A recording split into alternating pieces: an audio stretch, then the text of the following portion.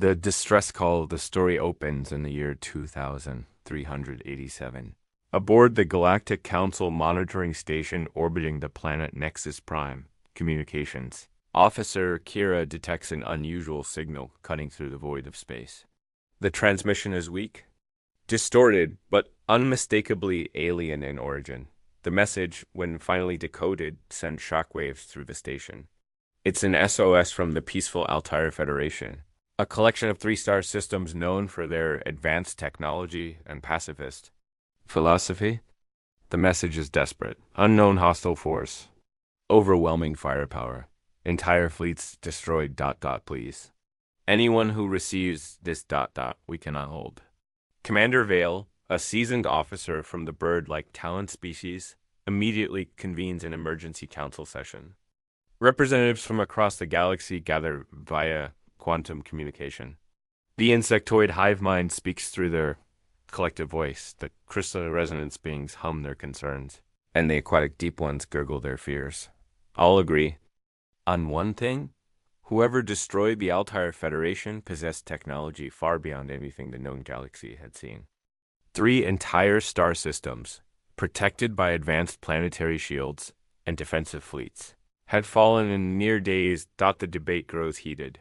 Some species advocate for immediate military response, others suggest diplomacy, while many propose retreat to fortified systems. The argument continues for hours until Kyra interrupts with another discovery. She has been analyzing the attack patterns described in the Altair distress calls. The hostile force isn't random raiders or even a conventional military. Their ships move with mechanical precision, show no interest in conquest or resources, and seem designed for one purpose: complete annihilation of all life. The council chamber falls silent as the implications sink in. This isn't just an attack on the Altair Federation. It's the beginning of something far worse. Commander Vale makes the decision that will change everything. Despite the risks, despite the potential consequences, he authorizes the transmission of the SOS to every known civilization in the galaxy, including the restricted coordinates that most species whisper about in fear. The signal travels across space, reaching hundreds of worlds. Most species respond with offers of refugees' assistance or promises to fortify their own systems. The warrior clans of the Redstone sector pledge their fleets. The merchant guilds offer funding for defensive measures, but one response comes from a system that makes the entire council nervous. From the third planet of a yellow star, in a sector most galactic maps mark with warning symbols, comes a simple message. Message received. Response en route. The transmission originates from Earth. The council members exchange worried glances. Everyone knows the stories about the humans and their homeworld. Earth is classified as a Class 12 Deathworld, a planet so hostile that it's considered uninhabitable by galactic standards. The fact that an intelligent species evolved there defies all conventional understanding of life development. Humans are spoken of in hushed tones across the galaxy. They're the species that survived ice ages, volcanic winters, asteroid impacts, and countless extinction events. Their planet regularly tries to kill them through natural disasters, predators, diseases, and climate extremes. Yet somehow they not only survived, but thrived. What makes humans truly terrifying to the rest of the galaxy isn't just their physical capabilities, though those are impressive enough. They can survive in environments that would kill most species instantly. They heal from injuries that would be fatal to others. Their endurance borders on the supernatural. No, what really frightens other species is the human mind. They're the only known species that treats warfare as both an art and a science. While other civilizations fight for resources or territory, humans have perfected the concept of total war. They study conflict with the same intensity other species study. Mathematics. The galactic community learned this during the infamous First Contact incident 30 years ago. A hive mind exploration fleet had attempted to claim Earth as a resource world, assuming the primitive humans could be easily displaced. The resulting conflict lasted exactly 72 hours.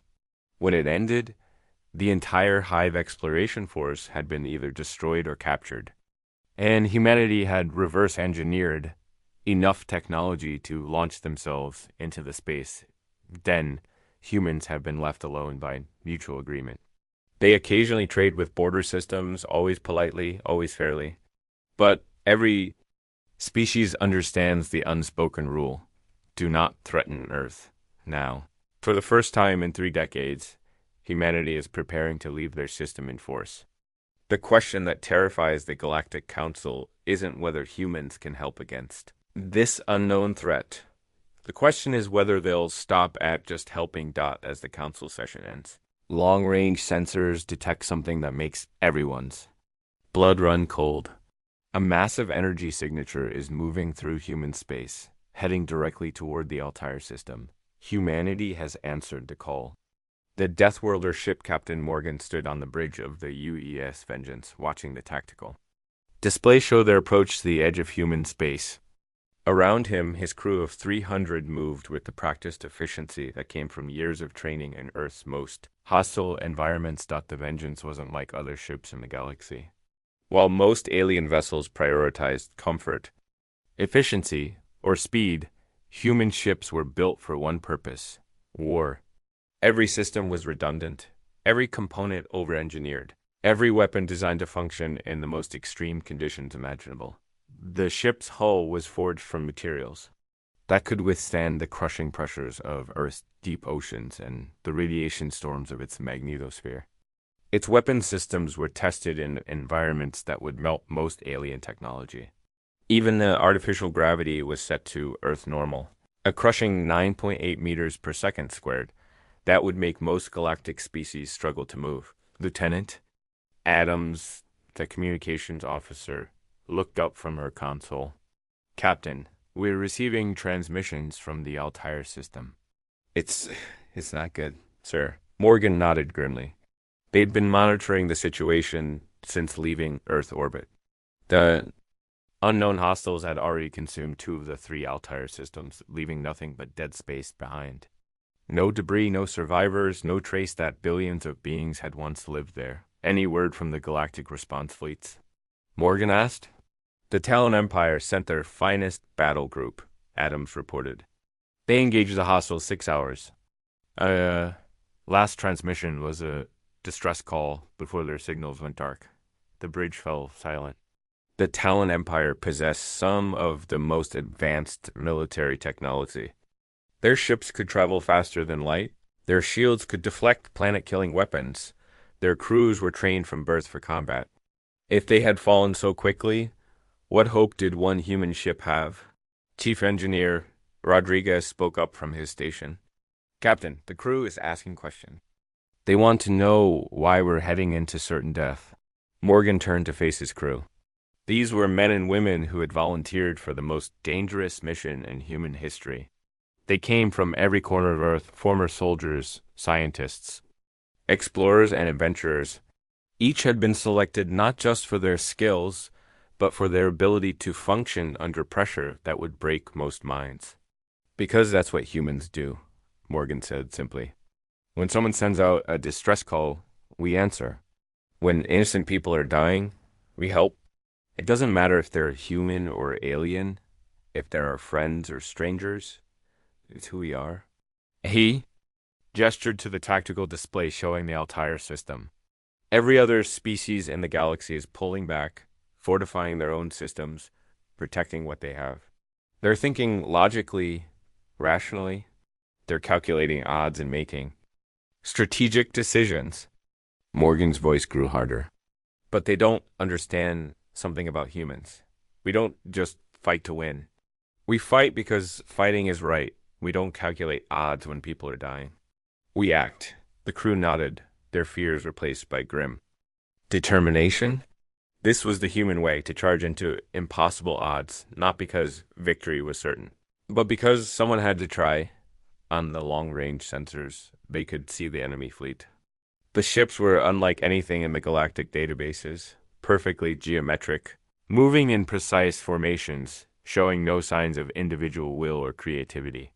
They looked more like machines than vessels built by living beings. Analysis complete, Science Officer Park announced. The hostile ships show no energy signatures consistent with known life support systems. No waste heat from biological processes. No electromagnetic patterns that suggest organic crew. Machines, Morgan concluded, some kind of automated fleet. But controlled by whom? Adams wondered aloud. And why are they destroying everything instead of conquering it? The answer would have to wait. The Vengeance was approaching the outer edge of the Altair system, where the third and final world was making its desperate last stand. Long-range communications showed the planet's shields failing, its defense fleets reduced to scattered survivors. All hands prepare for combat, Morgan announced shipwide. Remember your training, remember why we're here, and remember we're not just representing Earth today. We're representing the idea that when darkness comes, someone stands up to meet it. The Vengeance powered up its weapons systems, each one designed according to human military philosophy, overwhelming firepower applied with surgical precision. The ship's AI, programmed with combat data from every human conflict in history, began calculating attack patterns. Behind them, 3 more human ships dropped out of hyperspace. The fleet was small by galactic standards, but each vessel carried the concentrated fury of a species that had never learned to surrender. The final battle for the Altair system was about to begin. First contact with death, the enemy ships were worse than anyone had imagined. As the Vengeance closed distance with the hostile fleet, Captain Morgan could see them clearly on the main display. They weren't just machines, they were perfect geometric nightmares, each one identical to the others, moving in formations so precise they seemed to operate as a single mind. Scan results coming in, Science Officer Park reported, his voice tight with concern. Captain, these ships ...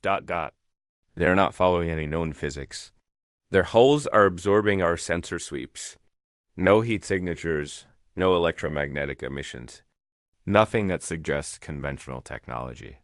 Lieutenant Adams looked up from her communications console, confusion clear on her face. Sir, I'm detecting something impossible.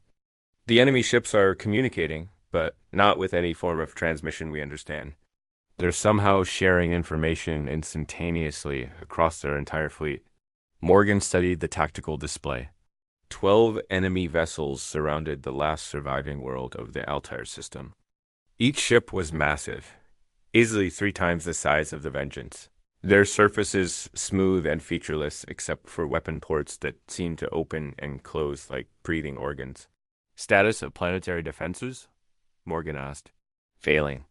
Adams replied grimly.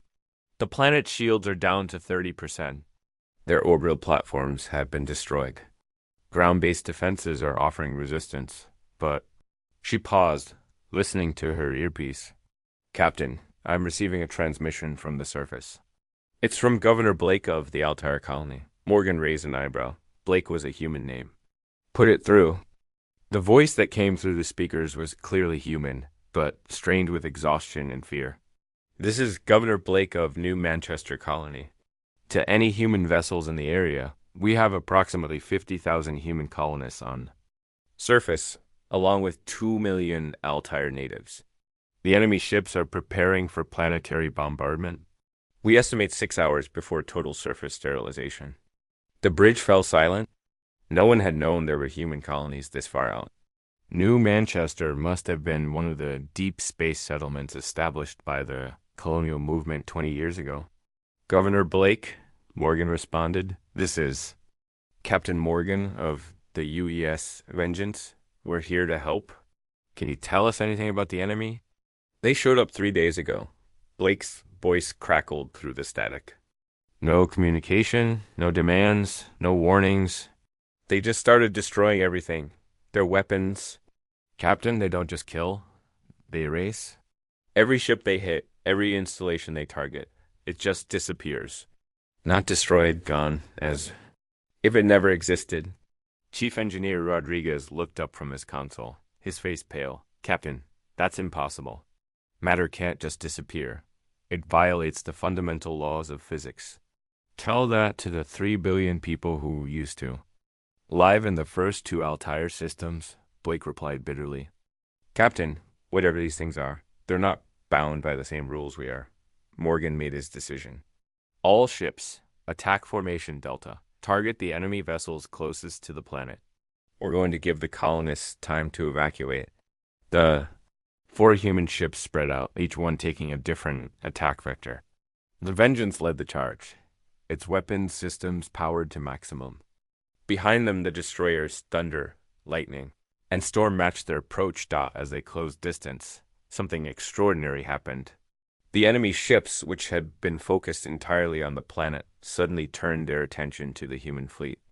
For the first time since the attacks began, they had encountered something that made them change their behavior. They're reacting to us, Park observed with amazement. The entire fleet is repositioning to face our approach.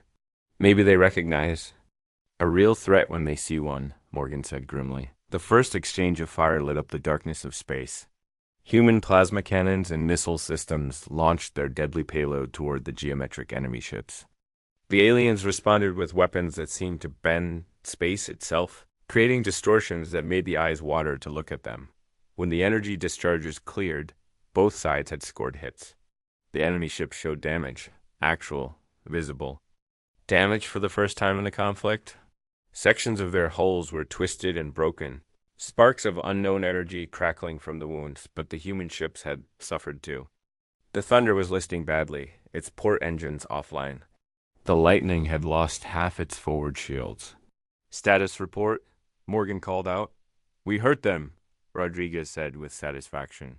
Whatever those ships are made of, our weapons can damage them, but they're adapting, Park warned. Look at the scan results. Their hull composition is changing, becoming more resistant to our weapon frequencies. Morgan smiled grimly. Then we'll just have to hit them harder. The battle for New Manchester was just beginning. The human advantage, the space battle raged for 6 hours. And with each passing moment, Captain Morgan began to understand something that the rest of the galaxy had missed about their mysterious enemy. These weren't just machines. They were perfect. Machines designed to analyze, adapt, and overcome any threat through systematic optimization, but they had never encountered anything like humanity. Captain, the enemy is adapting faster than our computers can compensate. Science Officer Park reported, sweat beading on his forehead despite the cool bridge temperature. Every time we change weapon frequencies, they adjust their defenses within minutes. Their learning curve is exponential. Morgan nodded, watching the tactical display as the enemy ships maneuvered with mechanical precision. 3 more alien vessels had joined the battle, bringing their total to 15 against the 4 human ships. By any logical calculation, the humans should have been overwhelmed hours ago. Instead, they were winning. The difference, Morgan said to his bridge crew, is that they're fighting like machines. Perfect, logical, efficient machines. But we're not. Chief Engineer Rodriguez looked up from his damage control station. Captain, the Thunder is reporting critical systems failure. Commander Harris requests permission to attempt a ramming attack on the enemy flagship. Any other species would have seen this as a desperate, illogical move. The Thunder was severely damaged, its crew facing certain death. The logical decision would be to retreat, preserve resources, fight another day. Permission granted, Morgan said without hesitation. Tell Harris that Earth remembers her heroes. The Thunder broke formation, accelerating directly toward the largest enemy vessel. The alien ships immediately focused their fire on the approaching destroyer, their weapons, tearing into its hull with mathematical precision. But something impossible happened. The Thunder didn't follow the predicted trajectory. Commander Harris was flying erratically, randomly changing course, making decisions that no computer could anticipate because they weren't based on logic or efficiency. They were based on intuition, desperation, and pure human stubbornness. The enemy ships, designed to predict and counter optimal strategies, couldn't adapt to something that was deliberately suboptimal. The Thunder slipped through their defensive grid and slammed into the flagship's hull at full speed.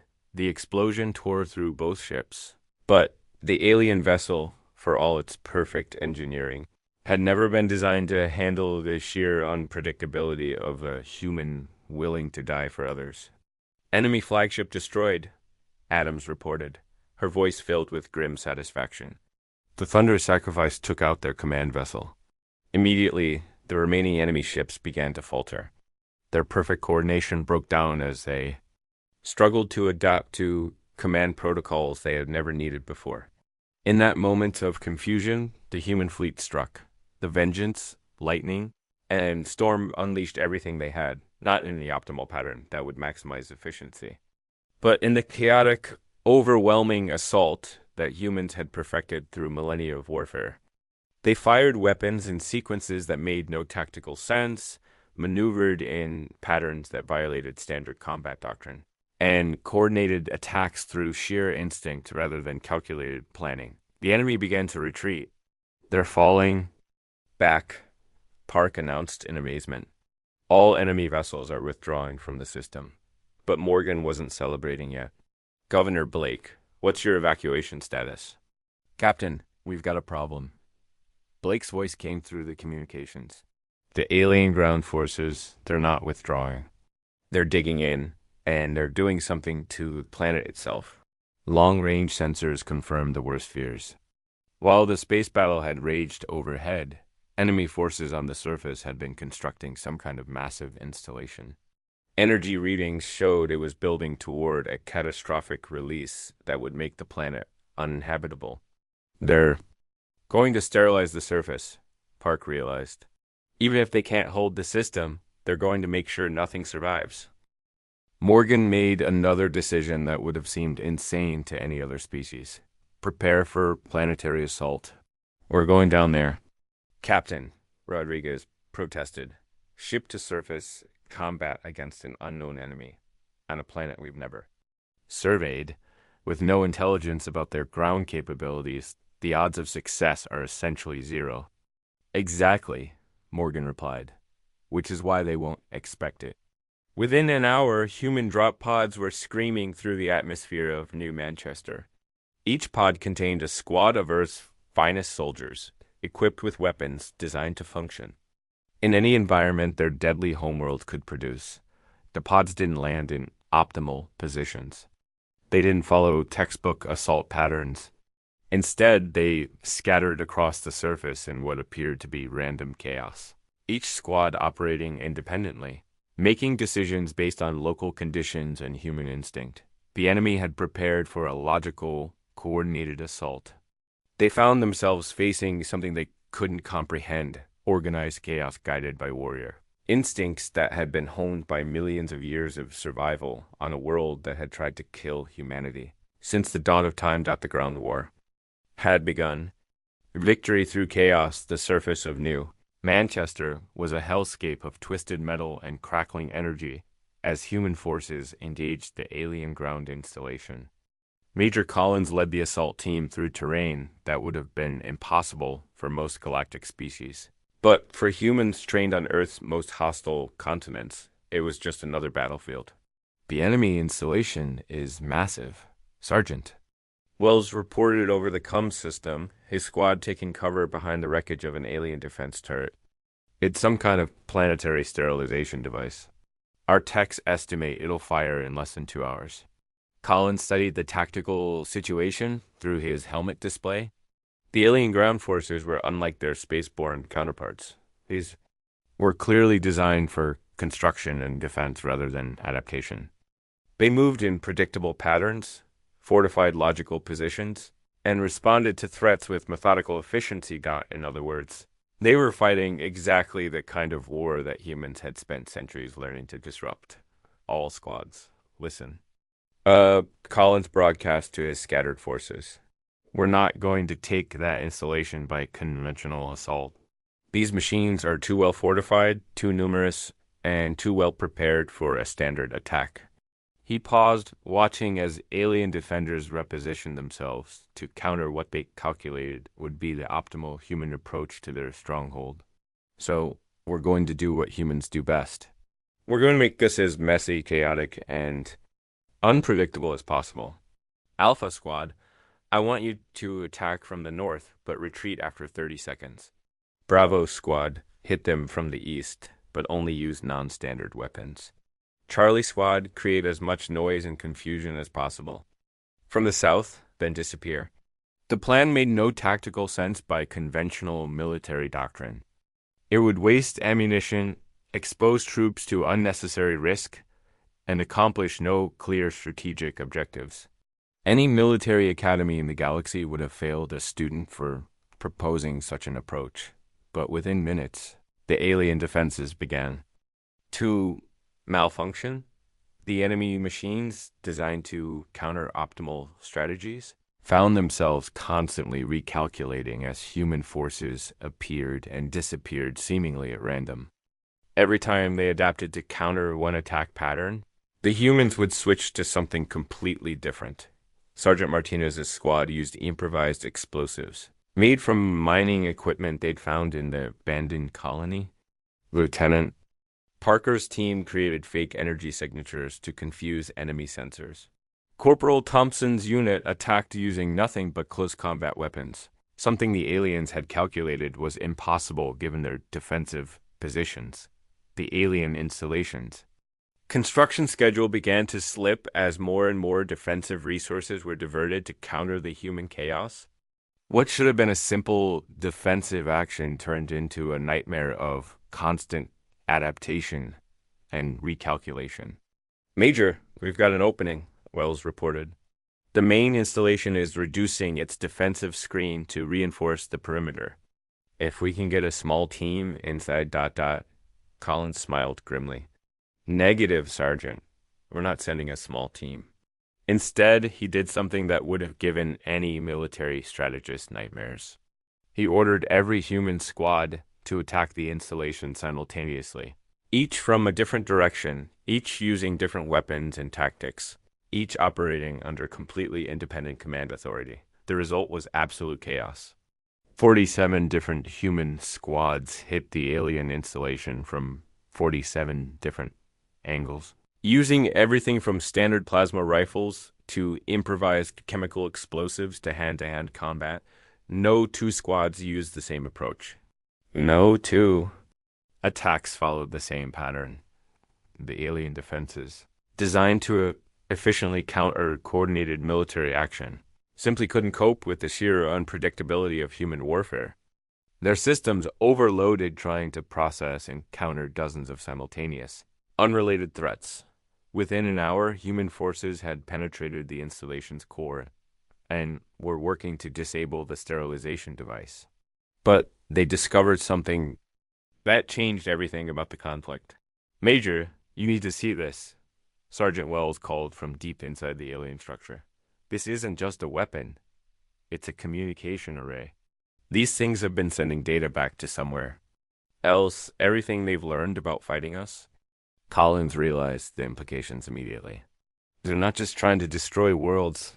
They're studying us, learning how we fight, how we think, what makes us effective.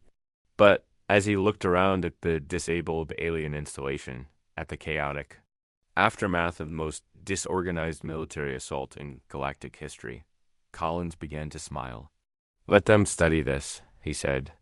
Let them try to figure out how to counter an enemy that doesn't follow any logical pattern.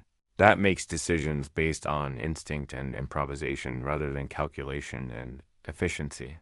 Above them, the remaining alien ships were withdrawing from the system entirely. For the first time since their mysterious campaign began, they had encountered something they couldn't analyze, adapt to, or overcome. They had met humanity, and humanity didn't make sense. The SOS had been answered, and the galaxy would never be the same. The end asterisk.